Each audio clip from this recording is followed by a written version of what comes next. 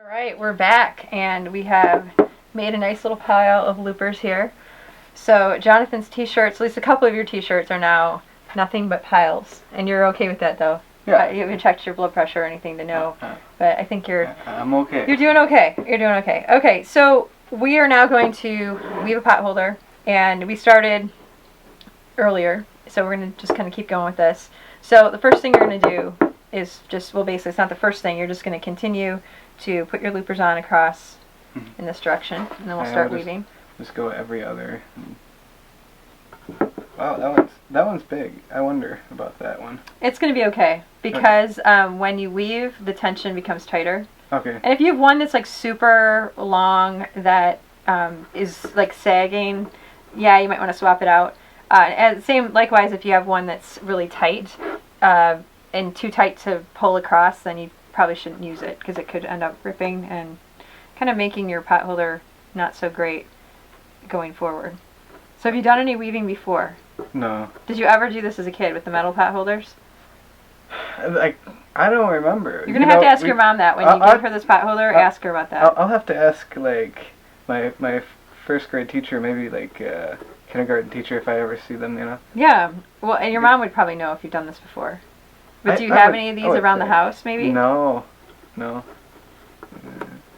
And for those of you who are starting weaving for the first time, this is the way that I have a lot of people start when I'm teaching weaving, is because if you have every other one a different color, then you know, okay, I'm going to go under all the orange ones, I'm going to go over all the brown ones, and it makes it really easy for you to remember like what you're doing. Especially when you're working with kids too. This is great to do the color, have the colors be every other one. I like to do solid and some plaid type of pot holders, but it's harder to do that first row. Is that one? Okay, yeah. So yeah, he has some good judgment here, because when you have it so it's kind of close to the edge like that, it's probably better just to put that one aside. And if you put these out and you're kind of worried about some of this extra fabric, don't worry about it, because as you weave, it's going to get taken up. Okay. All right. So we have every other one.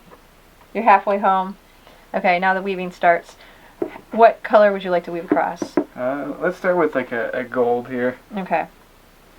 All right. So what you're going to do is you're going to, the way I start this is I usually like hook it on like that. Mm-hmm. Okay. And then I just go under every brown one all the way across. All right. Under every brown one? Yep, under every brown one. You're going to over every orange one. And it doesn't matter. You could have started going under or over the brown one. You just have to do whatever you're going to do all the way across. Okay. And sometimes when people get into this and they start going over two, under two, that kind of thing, you can do that. You just have to make sure that you're consistent and... Oh, should we put the ends in the middle somewhere? We can address that. Go ahead and yeah. Yeah, but that is something to think about too when you're weaving through. Okay. Try to have if your ends are like this, hold your piece like this when you're weaving, because it takes some of that pressure off those end points.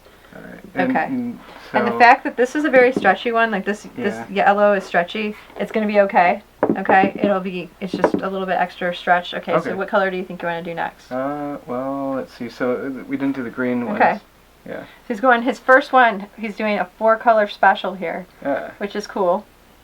All right, so now we do over this time? Yep, you're going to go over. And if you can work from either side, it doesn't matter. Whatever's most intuitive. And actually, let me put that in front of you so it's not in front of me. So then we get that first loop there and just kind of pull it. Mm-hmm. All right. So you're going to go under all the orange ones. And the easiest thing to do is just do whatever's the opposite of what you did the previous row. And this is really cool for, I mean, it's an all ages craft, and I think I never outgrew the pot holder loom, obviously, because I'm still weaving on them. I never imagined I was going to grow up to make looms. I mean, that was never anything I planned on, but one of the things I like about this is it's really like kind of an all ages project. It's good for kids who are learning their, hand-eye coordination. It also keeps them busy. Do we want to fan it out slightly? Well, what do you mean fan it out? Like, just so that it's like exposing. Oh, if you want to do that, you can, but you don't have to. Okay. Okay, so you can just push it down, and because this is going to get packed in pretty tight. Okay. So swap back to that? Yeah, you can do whatever you want. It's your pot holder that you're making here for your mom. So. Alright. I think she's going to be quite surprised. I would like to see a photo of your mom getting this pot holder. Because I don't think she's going to be expecting this. So, what do you think about this? You were not a weaver before we started here. No, it's one of those things where I'm finding myself like in the zone. You're in the zone. I'm wow, in you're the in zone. the zone. I have not left my body. You've not left your body. No. Yeah, well, that's good to hear. So you're actually finding this. Do you find it to be more? And it's kind of sliding, so that's why I'm holding. Yeah. We could put some gaffer tape down. We could put gaffer tape down. Yeah. It's over by me. Stick that on there. Yeah, another thing you can do too is you could put non-stick. If your loom is sliding, you can put some of that non-stick drawer liner in there, and that would be keeping it from. That should work better. Yeah, there you go. Okay, yeah, that'll keep it from moving so much. Okay, what's that? So green? Yep, you're gonna do green if you want to go with that pattern. Yeah, we'll just do that. So do you find this relaxing? Do you think more men should weave? Yeah. Should I take my heart rate and see if it's truly relaxing? You should actually. Shall we? I'll weave a row. Oh, unfortunately, I don't have my phone on me. Oh, where's your phone? It's out in the car. Oh, really? Yeah. Why is it out in the car? Because I'm not gonna answer it while I'm on this. See, he's very serious about this. He's not taking any calls right now. Yeah. So are you gonna look at your old T-shirts differently now? Yeah, the ones that I don't completely sweat up now. Well, you just cut the sleeves off, or you can cut right across here and use the bottom part. Yeah. It's like completely cool. Oh, and we could also dye them. Yeah, and we're actually gonna do another segment where if you folks check back, we're gonna have another segment about dyeing fabric to do weaving or other projects that you want to do, but particularly weaving, because a lot of times people have like white undershirts or like just white T-shirts. A lot of times you go to an event and they often give you a white T-shirt, you know, with some logo printed on it, and so you might have a lot of those in your closet that are drawers that you're like, yeah, I don't really want to wear this anymore, or stretched out of shape, or whatever happened. We can dye those and cut them up and make some really cool designs.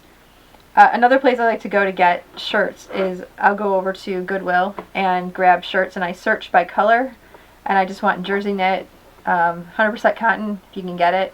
There's a lot of things that are a blend now, but I'll just search by what color I want, and it's kind of fun. I'll tell the girls like, okay, we're going for pink, we're going for turquoise, and then you end up, with something like this.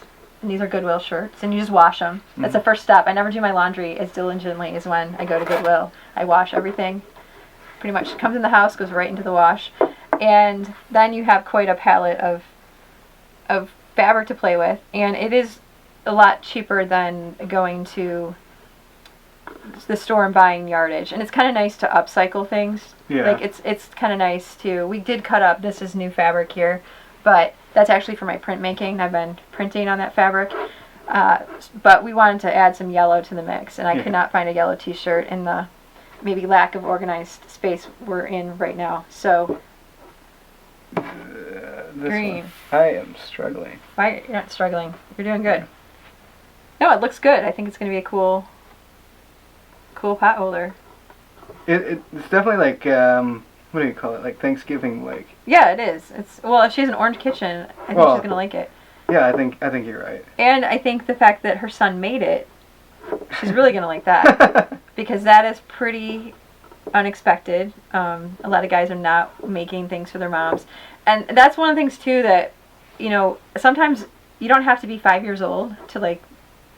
You know, it really. I think a lot of times people think, oh, I used to make stuff for my mom when I was little, but I know I'm a mom, and I will love getting stuff handmade by my kids for the long time. And the thing is, now, when people are older, like when they're grown adults and you make something for your mom, usually it's not going to be as terrible as the things we made when we were 5, you know? And they kind of kept it around, and like there's googly eyes on it, and it's falling apart. Well, even if you do, it's like your mother's still going to love you. Well, exactly. But what I'm saying is now is the time, is when you're an adult, that's the time to keep making stuff for your parents, because you actually have the skill to make something nice. You know what I mean? Oh, it looks like what happened here. It looks like we have. Did I? Yeah. What happened? See right here. Okay, so Oh, you had a little. look at that. So you should have just gone under that one. Whoops. Yeah, that's okay. I'll just do Even veterans like me do that sometimes. So, yeah, what I do is I try to check each row before I move on to the next row. Is it hard? Did it keep you? Oop, did I do it again? You did it again. Right here. That's okay. I see double a lot. Is it hard to what? You were asking? Oh, is it hard just sitting there watching? Oh, for me right now, it is a little bit because I'm one of these people I'm one of these people. What'd you say? You get your own loom. Oh, I should get my own loom. Well, here he's telling me to get my own loom. I don't know. Okay, so, all right. So this one is a darker one. So that's like kind of that's oak? like. This looks like it might. Just different stain. Nope, same stain. I think this might actually be more of a walnut. We use reclaimed wood, so sometimes we never really know what we're gonna get. Okay. Okay, so you're gonna need. I want to make sure you have enough because you're using yellow and. Yeah. Okay. So I think actually I can put some of these on here, and then I think I'll cut. Let's see, I think I just need 2 more. That's it. Let's see how fast the pro does this. Yeah, I don't think I'm going to overtake you at this stage, but She might. Give you a big head start there, John. Hey, you know, this is called a handicap in sports. Oh, yeah. Nothing bad's going to happen if I finish my potholder first, so... Except I'll lose my dignity. How will you lose your dignity? You just learned to weave today. Yeah, well... So, I have to feel good about myself somehow. Well, I think you're still a good person, even if you can't weave as fast as I can. We can't all be good at everything.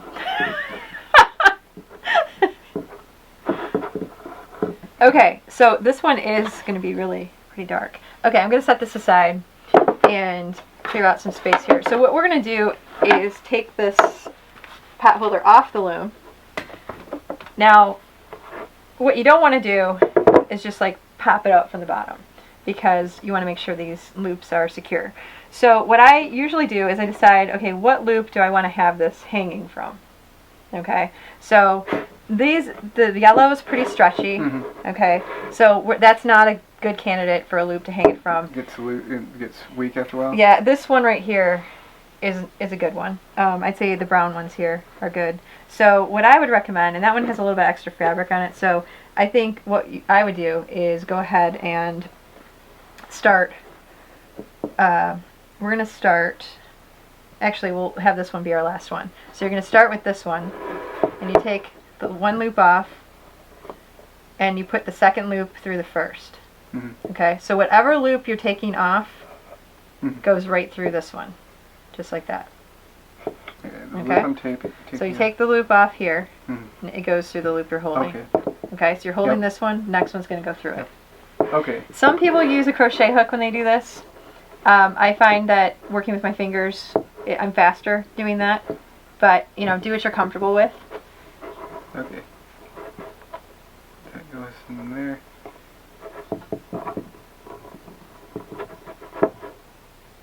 The one that hang on. Okay, so the one you have in your hand, okay, you pull the one you just took off through it. Yeah, okay. That's okay, so the one you take off the loom becomes the next working loop. So while you're doing that, I'm going to keep working on this one.